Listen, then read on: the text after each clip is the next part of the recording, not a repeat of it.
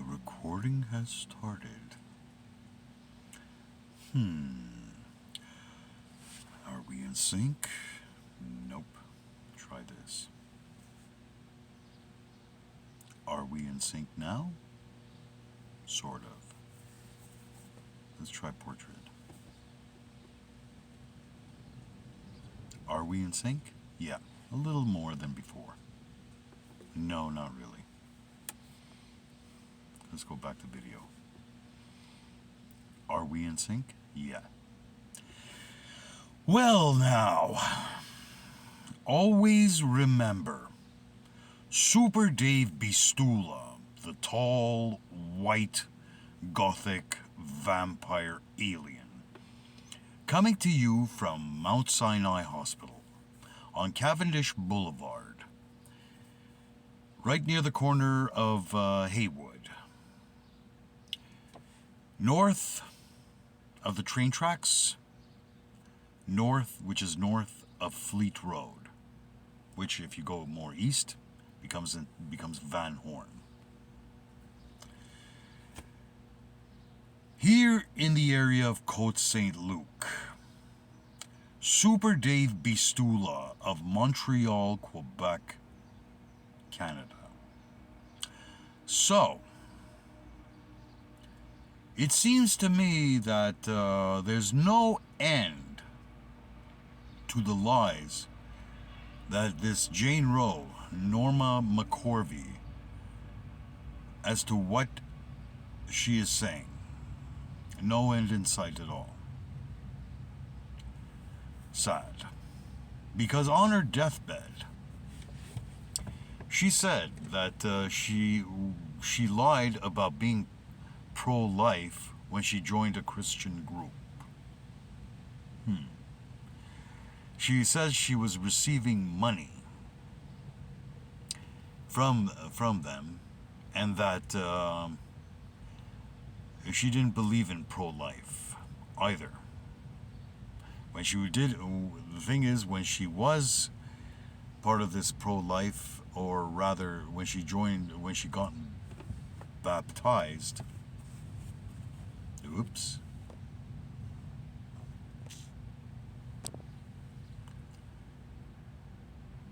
We're back again. Photo. Well, when she got baptized, she claims that she renounced her abortion stance. But now, on her deathbed, she was making a confession that she lied about that too. Does this help out the pro-choice movement? We don't think so. She claimed that they gave her money and she just accepted it. David, what do you have to say? I'm going to say something fucking nasty. Look, no, I'm neither pro-life nor pro-choice anymore. I'm on the fence about this. I used to be pro-choice until I saw these SJWs going too far, where they wanted to do post-birth abortions. Post-birth abortions, where the baby is born out of the woman, and they want to kill it. They want to do things like this. You know, a friend of mine made a meme. As I said before, a friend of mine, another Armenian friend of mine, sent out a meme, and these SJWs, they were cheering him on. Basically, he was saying that you could have an abortion if your child is 21. Yet, the people on the right got the joke, and they were like chuckling in evil laughter, because they were laughing at they were basically laughing at the SJWs. The far leftists, or the regressive leftists, the really weird kind. Let's put ourselves on video. Nope, sorry.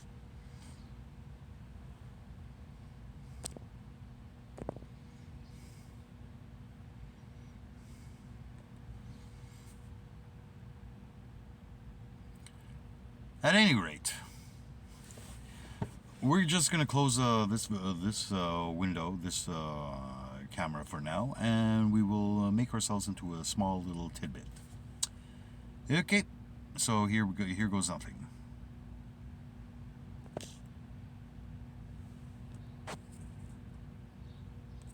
Let's go over here.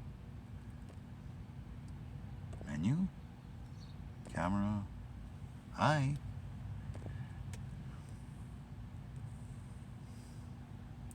All right. Everybody can see me? So we're going to read this article. Let's make ourselves just a tiny bit smaller. Okay.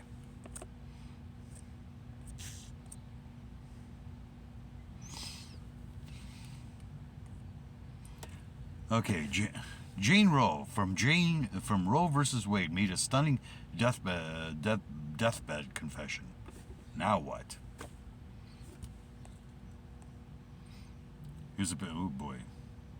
And as she was making this, apparently, as we start reading this article, she died while making this confession. What? Anyways, who's? Well, it's the Washington Post, so they're going to be biased towards the left. I'm just going to warn you right now. For those of you who are on the right, I'm just reading the article like Tim Pool does, and we'll just talk about what we would read. Okay, so what to make of Norma McCorvey? This week, a new documentary drops a boulder into the already complicated legacy of the woman better known as Jane Roe. The plaintiff in the landmark 1973 case that legalized abortion in America. In the mid-1990s, McCorvey made a public religious and political conversion. She was baptized on television in a backyard swimming pool. She wore overalls and came out beaming. She declared herself newly pro-life and spent the last 2 decades of her life crusading against the ruling of her own case she had made possible. Okay, let's make ourselves just a tiny bit smaller.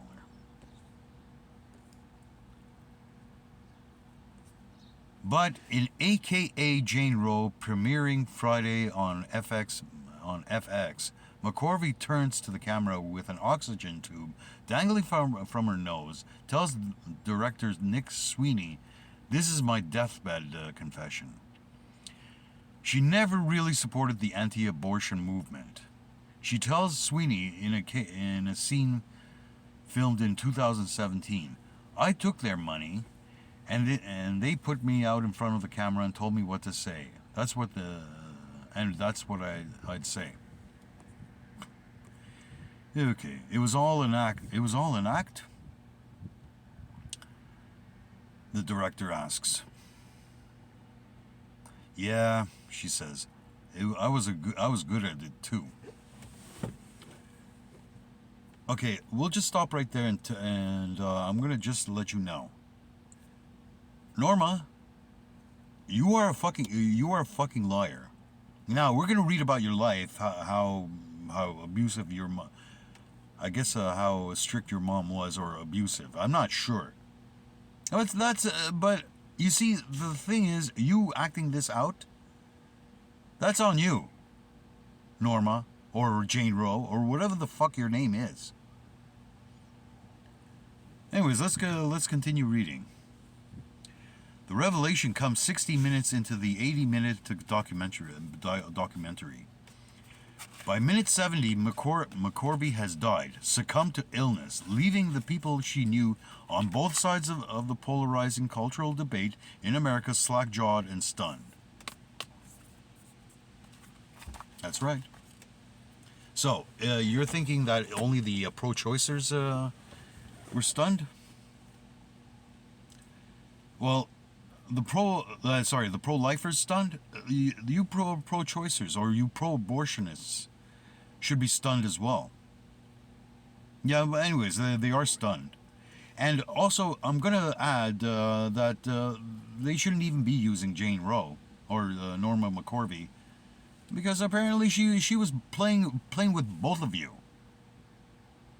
And if it is true for that church that you paid her, well, it's kind of it's on you as well. You shouldn't have paid her anything, unless it's to help her. But knowing just that alone tells me what kind of a rotten person she actually was. Unless it was another person playing her, I don't know. Anyways, let's continue. Let me smoke a cigarette. McCorvey never had an abortion.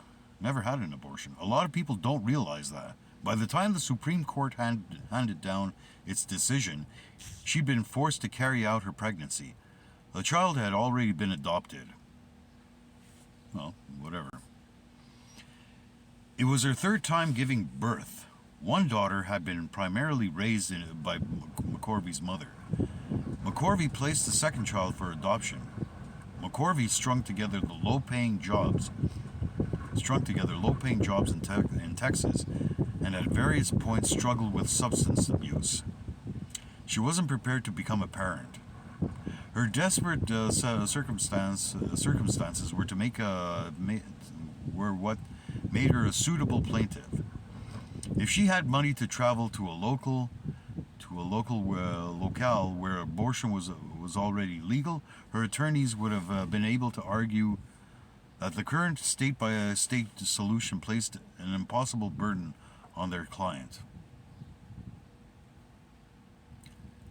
Yeah, but the thing is that even a place as conservative as Texas, I'm just going to stop here, a place that's as conservative as Texas gives you about, 6 or 7 weeks to make your decision to have an abortion. But how many times? But the problem is with this normal person, Norma, or Roe, or Jane Roe, or whatever the fuck. It's like, how many times are you gonna have unprotected sex? There were condoms back then in the 70s. What the fuck were you doing? Of course you're gonna get fucking pregnant. You stupid bitch. And now I have to say stupid bitch again. What a dumbass she is. Anyways, let's keep going. So Roe didn't help McCorvey, but it helped other women like her. And one evening, a Dallas abortion provider named Charlotte Taft was holding a public event at her clinic when a petite, curly-haired woman approached her and said, "I'm Jane Roe." Okay. The abortion rights movement had the law on its side now. Its supporters didn't need a public face, but she put herself out there to say, "Here I am," Taft said in an interview. Which means basically she was making herself well known. Even back then. McCorvey's life had been hard. Her mother hit her. As a girl, she ran away with a female friend, and when they were caught kissing, she was sent to reform school for punishment. She escaped a marriage to a man she said abused her, and found a long-term partner in Connie Gonzalez. But the 1970s and 80s weren't always welcome times for lesbians. I have to admit that might have been true, but it's not true. That's not true today. But even back then, I would say even back then, there were places that she could go to as a lesbian. And now it's more open. Anyways, let's continue. Now, there was a movement that saw her as a hero. She was offered speaking engagements, local ones at first, and then she met famed feminist attorney Gloria Allred. And the engagements became national. She was funny and vulgar and had a wry, weary wit of an early Roseanne Barr. Yeah, except that now the media bans Roseanne Barr because of her political point of view. You guys are double standards. I'll bet you, the Washington Post, that you would say something about that you would say something stupid about Roseanne Barr. Anyways, let's continue. When a reporter at a news conference asked how much money she made as a maid, she shot back, "Why? Anybody here Anybody here needs a good house cleaning?" Anyways, let's continue. In the early 1990s, a new tenant moved in next to the abortion related nonprofit where McCorvey volunteered. It was a branch of Operation Rescue, the prominent anti-abortion group helmed by a minister who took a special interest in McCorvey.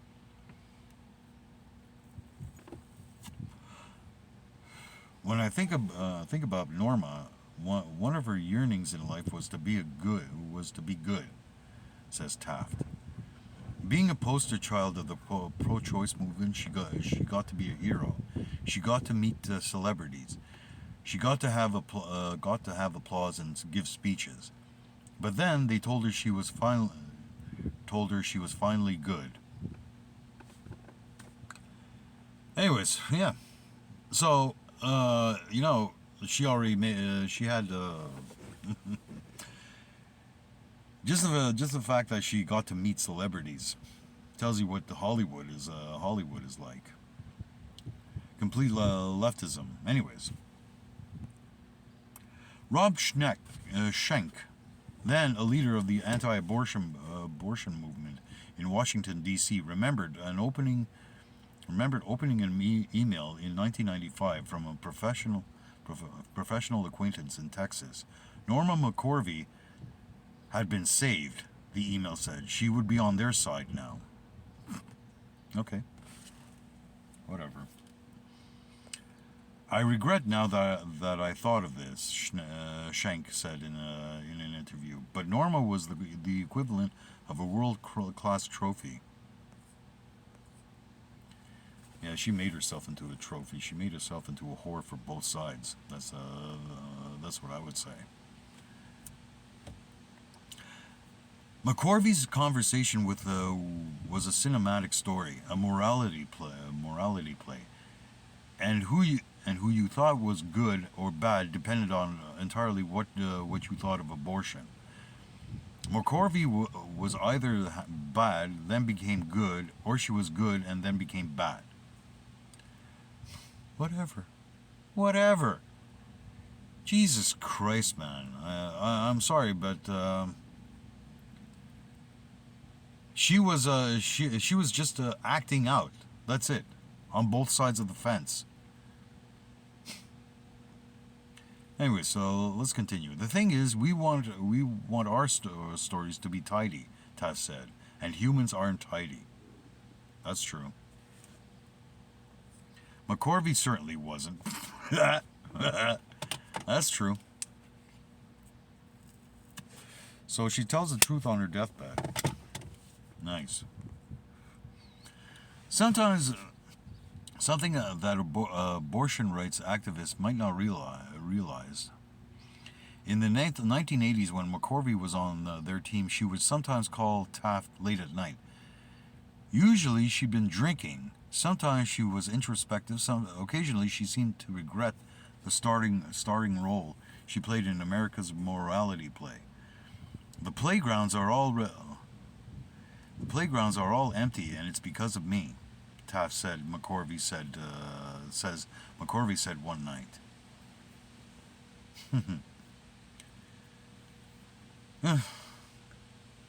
That's all she was. She was just taking money. Probably from both sides of the fence, anyways. Something that anti-abortion activists didn't realize in the 1990s, when McCorvey was on their team, she would still tell evangelical leaders that she supported a woman's right to terminate her pregnancy in the first trimester. I kind of agree with that. To an extent, it's like, okay, you made a mistake. Okay, If you're in the first trimester, then you have the eligibility to get that abortion. But understand this. Just understand that you are still taking a life. And try not to do that again. But unfortunately for Norma, she was still too busy fucking around. Literally. The procedure, anyways, let's continue. The procedure that accounts for the majority of all abortions. We managed that by saying she's a brand new convert. She needs time to mature in her faith and in her understanding of pro-life ethics. Shank says, "We thought we'd just give her a little time and she'll mature." Eventually, they got her to stop saying it publicly, but they didn't know whether she actually changed her mind. Well, you can't force somebody to change their mind, or if you silence them. That's what I have to say to you, Shank, for the pro-life movement. But again, I'm a fence sitter in some ways on this issue. Yes, you are taking a life. I agree with you, Shank. And it should not be for me. Abortion should not be used as a regular contraceptive. It should be the last minute resort. You should make sure that you are well, and this is for men too. Make sure that you are well protected. Because if you're getting your woman pregnant, you better be there for her, whether she wants to have the child, or if she does, or if she wants to get an abortion. But in the second trimester, no. Or especially the third one, where she's about to give birth. Nah, That's where it stops. Stops at the second. It stops right after the first trimester is over. The first couple of weeks. You see, I was gonna say that the Roe versus Wade, it was based on lies from this woman. She had her chance to redeem herself by not going to. If she didn't feel like that was her part, she should have just opted out and said her own opinion. Anyways, let's continue. Activists on both sides who knew her found her charming, found her maddening. She rewrote stories into fantasies. She could be mercenary and always be mercenary and always needed money. Maybe the best word for her was survivor. Multiple people decided independently. After a rough life, she'd now do whatever it took to survive. I have to give her credit for that. I mean, I guess from what this article says. But then again, I don't know if they got it correct, or if the Washington Post is lying about her mother being abusive, that used to hit her. I don't know, or that she wasn't accepted as a lesbian. Anyways, let's continue. At one point in the FX documentary, she chuckles that she always was looking out for Norma's salvation and Norma's butt. Okay, her ass. At times she seemed to be exactly what their movements needed. At times she seemed hell-bent on complicating an issue they found to be absolutely simple and clear. This made her the perfect Jane Roe, the perfect figurehead of the abortion issue, because it wasn't simple for a lot of people. Anti-abortion activists will accidental pregnancies suddenly find themselves calling Planned Parenthood. No, I don't think so. Not Planned Parenthood, maybe the local clinic, or whatever. Convinced that their situations are exceptional. That's your point of view, Washington Post. That's your own fucking point of view. What do you say for a person who's just to let's say this feminist that says something stupid like this? What's her name? I forgot what her name was.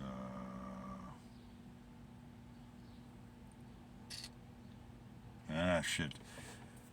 This stupid feminazi bitch. She says she regrets not being pregnant because she wanted to have an abortion.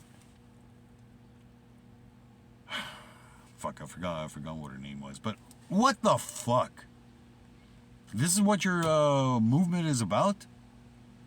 Now, am I anti-abortionist? Not completely. Am I a pro-abortionist? No fucking way. Not to that extent. Oh yeah, now I remember it. Lena Dunham. What a cunt that bitch actually is. Anyways, let's continue. Where were we? Pro-choice women who terminate pregnancies can move through unexpected grief. At various points in life, Norma McCorvey represented the issue in all of its complexities and untidiness. This also made McCorvey a difficult Jane role because movements want their heroes to be pure.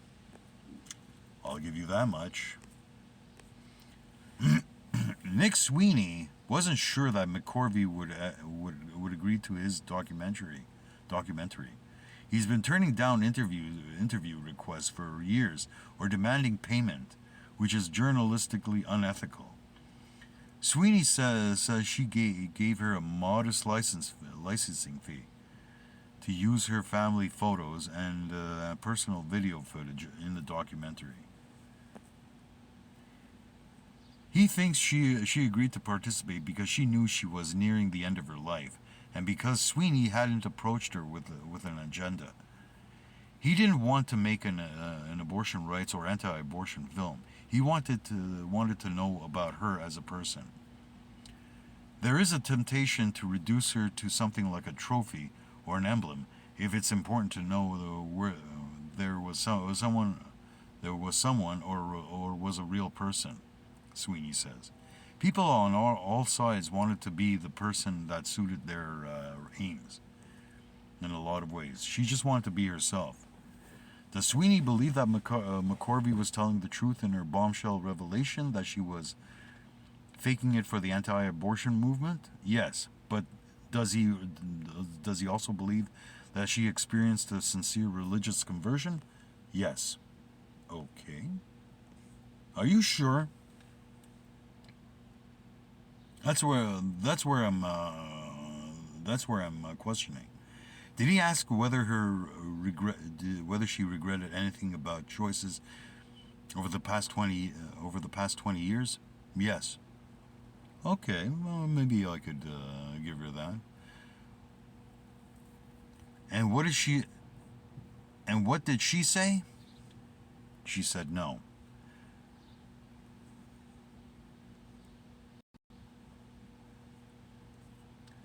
There is a scene in the documentary when the clip of McCorvey's revelation is being played back for all the other participants, one by one. Robert Schenck, Charlotte Taft, Gloria Allred. They all hear McCorvey say, "I took their money and they put me in front of the camera and told me what to say." One by one, they all gasped. It felt like such a betrayal, Taft said in an interview. The stakes were high. Seeing it was shocking to me, Schenck says in an interview. Not because of what it revealed about her, but because it revealed about me and the movement. She forced me to be honest with myself. Okay. Sort of agree. The anti-abortion movement had used her, he thinks now. They used her image and her story and her regret, and they shaved off all the rough edges, turning her into a perfect poster child instead of a person. That is true. If she was paid to do what to say all this stuff for the anti-abortion movement, that's true. But she still took it. She still took the money. She still took the money and ran. Anyways, she's gone now. What do I make out of her? Let's see if there's more.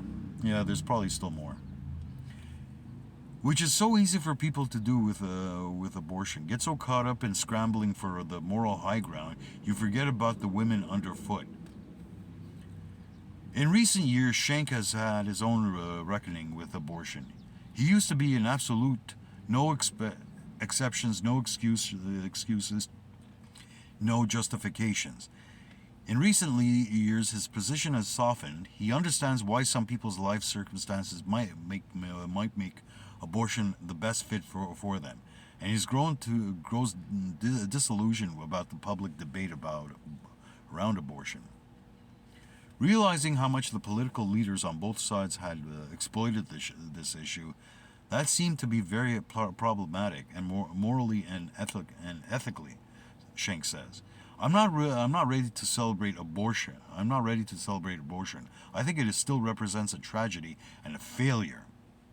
That's true. But I think the human realities around it make it understandable. Sort of, yeah. But it's like, try not to. For me, it's like, try not to. If you're gonna have sex, be careful. That's it. Cover yourself. I'm not saying don't have sex, and I'm not even condemning a person for making the first time mistake. But if you're gonna end up having sex all the time, well, you're asking for it. Not only are you gonna are you in danger of making a baby accidentally, you're also in danger of I don't know, having sexual diseases. So I would just say be careful, all the time. Anyways, let's continue. So what to make of Norma McCorvey? Maybe she works best as a symbol of a different kind of struggle. Personal, not political. It's the struggle that comes with trying to reconcile our untidy, doubt-ridden, trophy-seeking inner monologues with the rules we inhabit in America's morality play. That morality play is on both sides, let me tell you, both on the right and the left. Yeah, and yes, I've seen feminists act very stupidly. They're saying to men that you can't do this, this, and that, while they are going off doing the exact same thing that they forbid men to do. So fuck you, feminists. Anyways, well, although I'm getting a little bit off the topic, but it's part of that. It's part of that thing. In the end, McCorvey seemed to make a sort of peace with the legacy of Jane Roe. Women have been having abortions for thousands of years, she says near the end of the documentary. If it's just a woman's choice, then she chooses to have an abortion. And she chooses to have an abortion, then it should be safe. Roe versus Wade helped to save people's lives. Bullshit. Abortions can go wrong. Even if it's quote unquote in a safe environment. Sorry, but it can go wrong. And also I've been told by women who had abortions that there's a deep depression that they go through because they know that somehow their body feels that their life inside them has been taken away.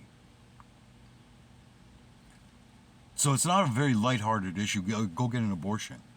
Just like the Selena Dunham character. Bitch. Anyways, is there anything else? No, that's it. Sign in to join the conversation. I don't think so. Not with something that is so left-wing. Anyways. Let's get rid of that. Oh, before I do. Oops.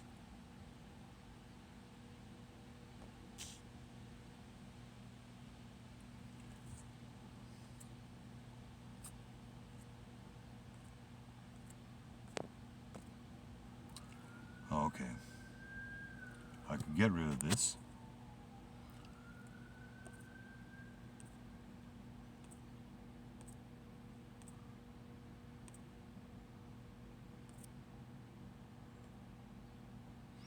Menu.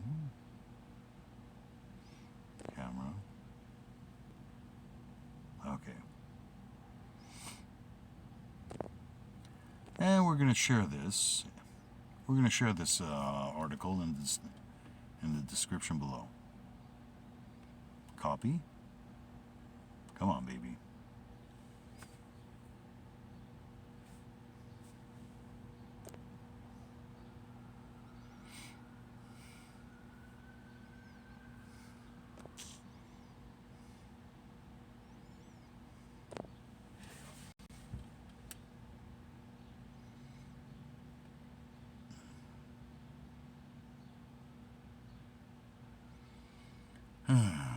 Well, there you have it in a nutshell.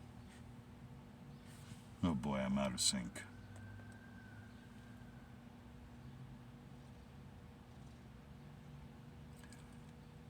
Am I in sync now?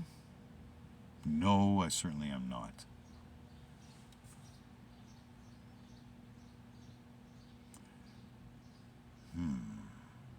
Am I in sync? No.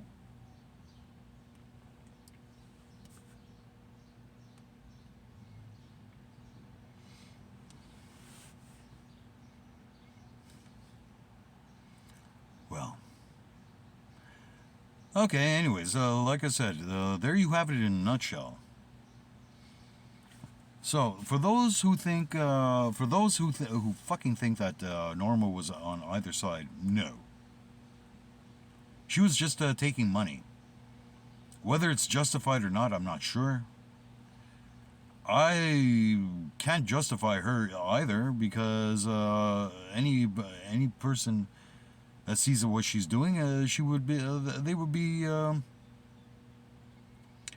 that person should be rightfully condemned for just taking money like that, and then joining both sides of the equation. You know, there was high societies, like secret societies, like the Rothschilds, or the Bilderbergs. Anybody that's connected to the Illuminati. Guess what? They were doing the same thing back in World War II. They were funding both the Allies and the Nazis. So, well, this one was taking money, but still supporting both sides in her life. Sorry. I hope you don't mind. Yeah. Anyways, I put it back on video. So, it's hard for me to be a pro-choicer. I'm not totally pro-life, but I would agree with the pro-lifers. Yes, you are fucking taking a life when you have an abortion.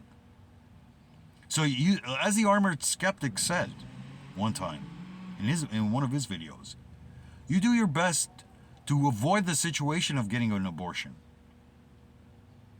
Abortion should not be this giving birth or having an abortion should not be taken lightly. It's not. The only thing that I might agree with the abortionists or the pro-choicers is how is that person who is not prepared to take care of the baby supposed to give birth? But at the same time, I'm getting disgusted with people who celebrate having an abortion. That's death, you fucking idiots. You fucking bunch of cunts. So, if Roe versus Wade has been overturned, I don't know what to say. But then again, it depends on the state. That's it. That you are in. And even a conservative state like Florida gives you 15 weeks leeway to have that abortion. Still. Even after Roe versus Wade has been overturned. So, I don't know. As for Jane Roe, Yeah, she was a liar. Is she a clean person? No, she's not an innocent person. I'm sorry. Even if that person is abused, you're still accountable for the actions you take today. Whoop.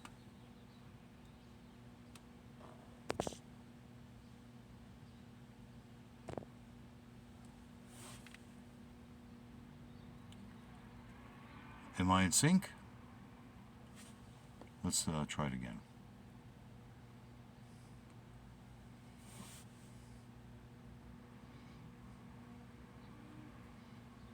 Yep. Like I said, you are responsible for the actions you take today. I'm sorry that this happened to you in the past, if you had a hard life. But if you screw people over, there's a day of reckoning coming. As for I don't know which though. I'm still in the middle of it. I don't take sides of anything. Anyways, Super Dave, just conclude and close it off. I don't even know what to make of it anymore. Don't worry, David. The only thing I could say is Jane Roe helped no side. The only thing that this Jane Roe or Norma McCorvey was doing was taking money from both sides. That's it. Was she honest? No. Was she virtuous for doing something like that? No. Do we have some pity for her? We probably do. Maybe some sympathy. But the actions that she has taken, there's a lot of it that's wrong. She already had her money by the time that she joined that church. Is she changing her and fluctuating her mind too much? That could be the case. Anyways, we will leave it at that. I'll now bid you adieu, au revoir, adios, arrivederci, shalom, do svidania, auf Wiedersehen, oops.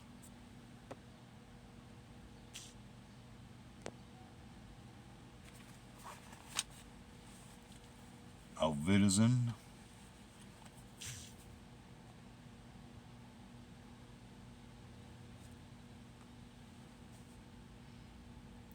Auf Wiedersehen, Yassas, Parevces, and a goodbye. Also, merci beaucoup, muchas gracias, mucho gracie, tudaraba, shukriya, shukran, spasiba, dankeschön, efkaristopoli, shachon ragalim. You see, the problem that you have here is that Roe versus Wade, or Roe v. Wade, was based on, a lot of it was based on total dishonesty. Which Jane Roe, or Norma McCorvey, was partly responsible for, but the bureaucrats who are responsible are equally as responsible. Maybe they're more sinister than you realize. Were they using the baby parts for Moloch? Could be. The alien greys. It's kind of like evil satanic forces that even somebody who does not believe in God, my counterpart in Germany, Rudolph of Germany, Rudolph the tall white alien, would tell you of people like Hillary Clinton. Anyways, at this point, I will say thank you very much.